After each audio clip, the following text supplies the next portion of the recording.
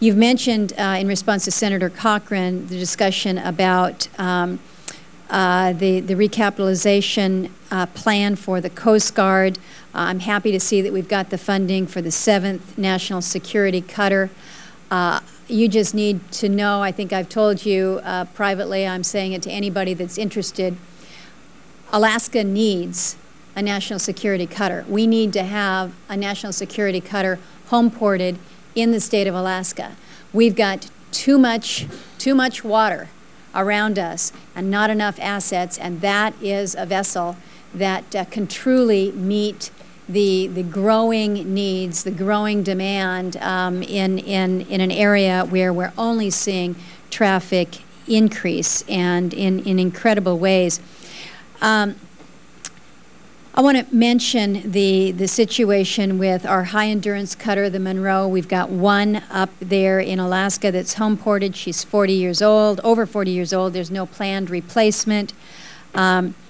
It's tough when you have a transit time of 20 to 30 days per patrol to not have the vessels that we need.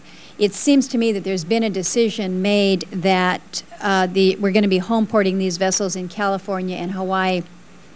Can you tell me whether or not there has been a GAO study or a BCA as to compare the cost of facility renovation to homeport in Alaska as opposed to this wasted transit time that we're going to see?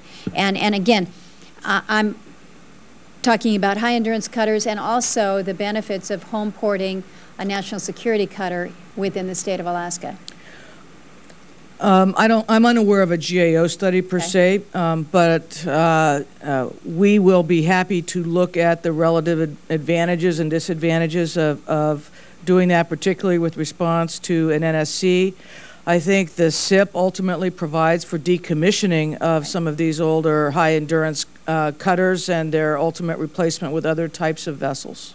And our problem is there's nothing in the queue to follow the Monroe, which is a concern for us with that lapse of coverage. I think we recognize that in Kodiak we have facilities there that could homeport, I believe, a national security cutter, but there will have to be facility renovations that are made. So as we balance transit time versus renovations, I think that would be an appropriate review, and I would look forward to discussing that more with you further.